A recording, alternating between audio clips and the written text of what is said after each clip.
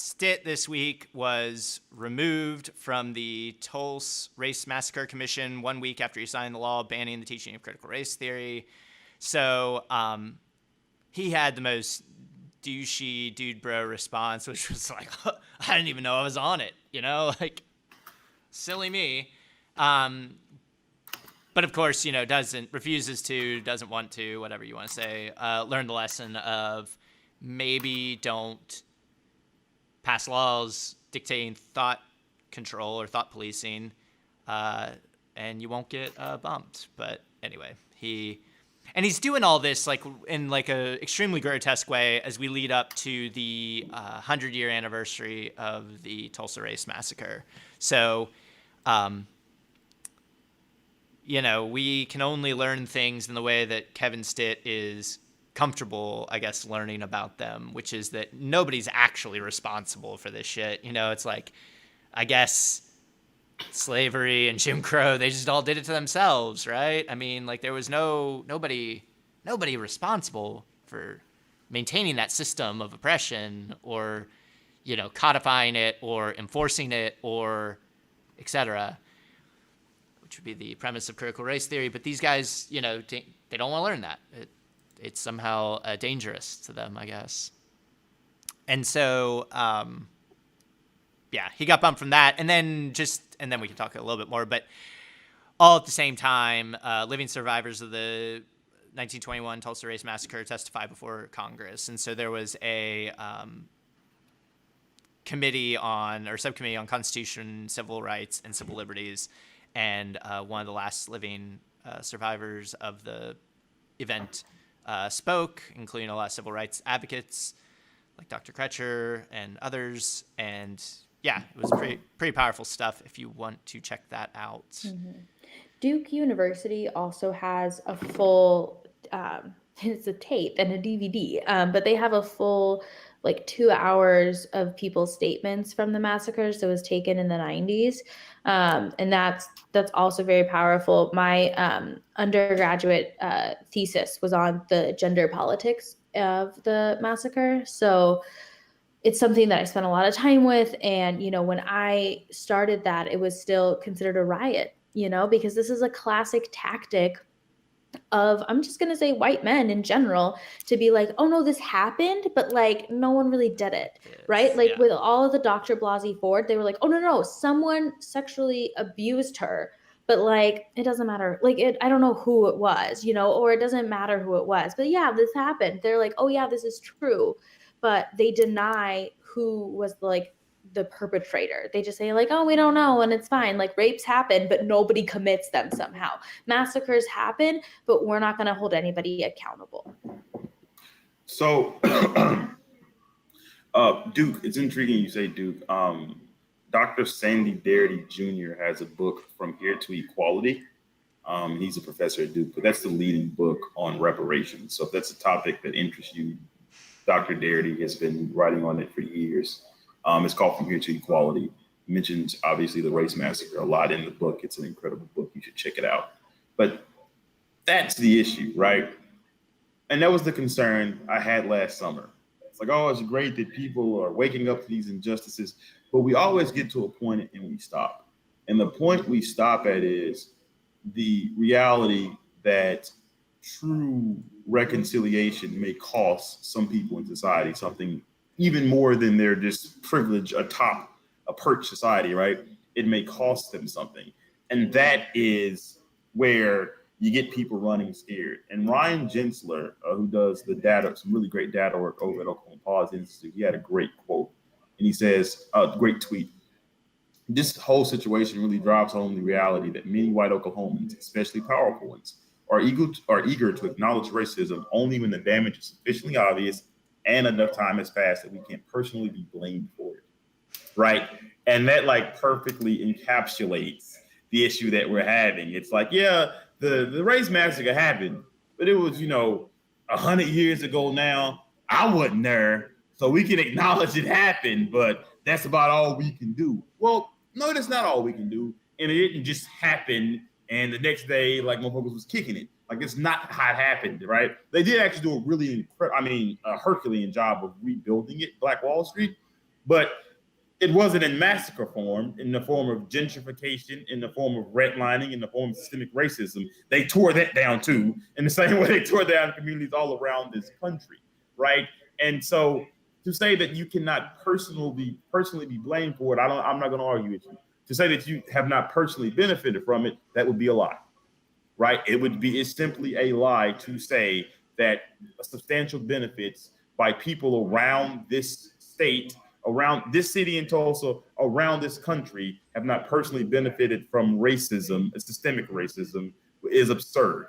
And that's where we get to, that's where the rubber meets the road, and like this refusal to acknowledge or to downplay the significance of, or to cast it in solely historical terms. But and I'll push back somewhat gently, because I do think it still plays out today. It's just done politely and through media campaigns by the chambers of commerce. I mean, the two big examples I'll give you are the Gathering Place in Tulsa and MAPS in Oklahoma City. MAPS is the 1 cent sales tax that has revitalized our downtown. MAPS, so it's in its like fifth, sixth, whatever iteration right now. Billions of dollars over time has been spent, and the private money is even more.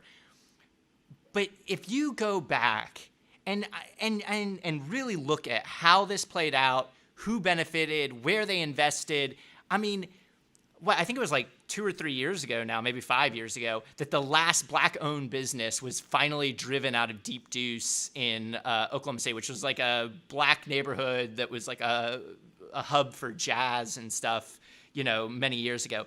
They, like, white developers who, supported campaigns to get these tax dollars, scooped up all the land and all the benefit. And then you go look at the subcommittees. I mean, like, I'll point out the Oklahoma City streetcar. Fucking $120 million investment that nobody rides. The goddamn subcommittee, all white people, put the trolley on their, like, to go past their properties. Like, how, I mean, yeah, maybe they didn't do it thinking, like, I'm going to win over Black people, like, I'm going to get something for me over them. But, like, we could have spent the $120 million revitalizing the east side of Oklahoma City, or we could have spent it in infinitely different ways instead of directly benefiting very wealthy white developers and landowners and business owners. And so, and my deal is, if you're not willing to learn that history, if you're not willing to engage on it on a serious way, you're gonna repeat it, and we're still repeating it. And then, I mean, anyway, I'll get off this shtick here, but like the last thing I would say is, there's another tax scheme called tax increment finance districts, and these are where you freeze property tax, and whatever the new development is, you sideline that property tax into a fund. They are drawing these things almost exclusively for white developers, and they've drawn one for like the east side of Oklahoma City. It's the smallest one covering the largest land area. And, I'm hoping some Black folks and landowners and business owners benefit from that. But I'm not holding my breath. And whereas, so you got a $30 million TIF for the east side, entire east side of Oklahoma City, or 40 million or 50, maybe it'll grow.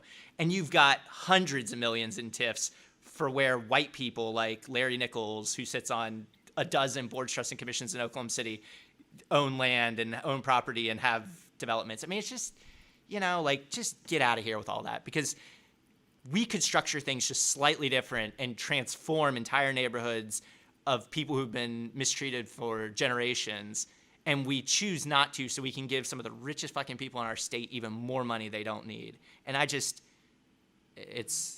so to me, it's white supremacy. Like, that's what. Can you explain? Like, you said pushback, because I don't feel like I disagree or said anything. No, I know.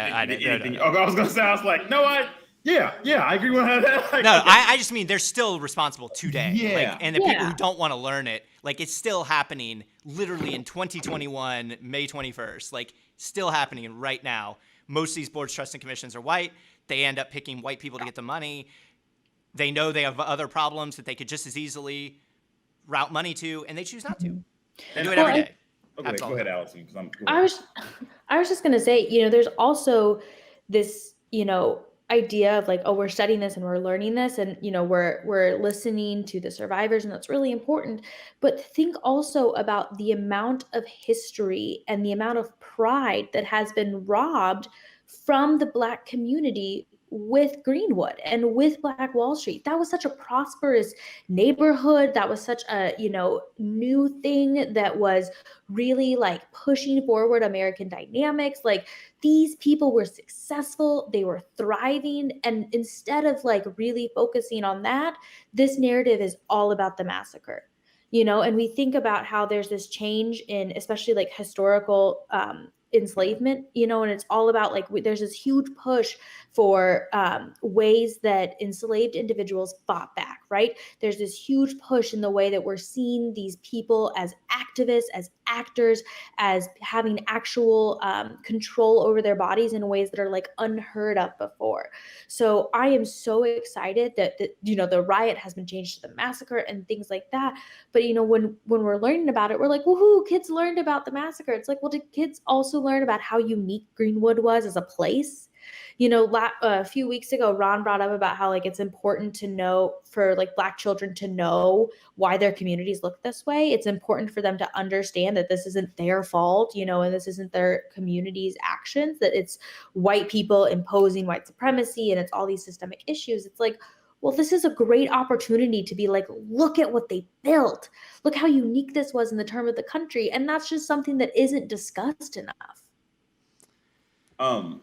Couple things. Number one, I'm happy you mentioned. I'm happy that you mentioned government contracts, because there's an incredible book by Dorothy Brown that came out this year called "The Whiteness of Wealth." Again, it's "The Whiteness of Wealth" by Dorothy Brown, and she's a tax professor at like Emory Law School. I think she may have went somewhere else recently, NYU, but she was at Emory Law School in Atlanta. But she talks about the whiteness of wealth.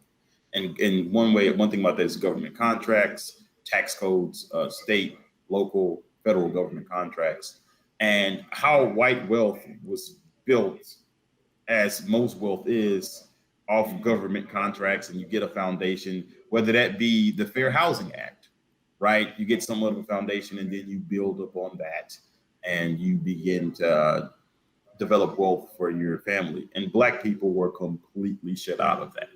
Right. And so let's talk about how the rubber meets the road in Oklahoma in that way. In 2012, Oklahoma passed the anti-affirmative action bill, right? Less than 1% of city of Tulsa contractors are Black.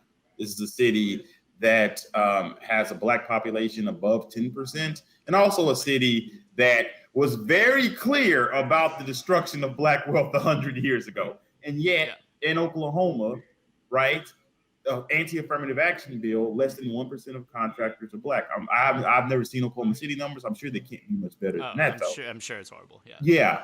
And so if you know the history, it's wild that you could pass an anti-affirmative action bill in Oklahoma and have knowledge of the Tulsa race massacre.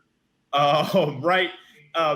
And what those people did, in spite of almost insurmountable odds against them, to build that wealth, right? And then to have that destroyed.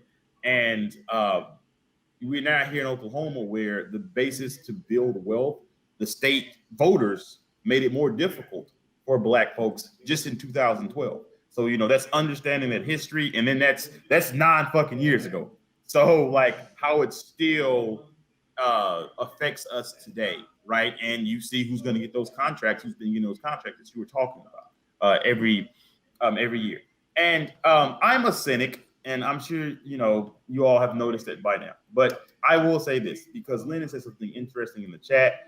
Shout out to him for it. He spoke about the land run reenactment. We did shit like that in Hugo, and it's just like you look back at some of the stuff they had you doing, you're like, ugh, fam, what was y'all on? But I will say, I was never taught about the race massacre, and my pops, who I didn't spend a lot of time with, but he was like a weird brainiac like me. And so he and I would just intellect. That's where I get it from. That's why I'm a fucking nerd. On the few times we spent together, we would just like intellectualize every fucking thing. And he was like, Ron, there was a huge riot in Black folks because, he said, again, my pops, he said, because it was a lot of oil and gas. It was a lot of oil and gas in Guthrie. They found oil and gas, and Black folks owned some of that land, Ron, so they had to give them some of that damn money. And they built Black Wall Street. And white folks were jealous and burnt it down and killed a lot of black folks. And I had never heard that. I hadn't at that point in my life, everything, and I mean, you guys know how much I read. If I don't see it in the book, I didn't believe it. I was like, yeah, Pops, I ain't never read that. But now that ideally is not going to happen to any kid in the state of Oklahoma. So that is positive. Obviously, the points Allison raised about doing it appropriately, that has to be discussed. I'd like to see some of the curriculum. I'd like to see some of the people teaching the curriculum and those sorts of things.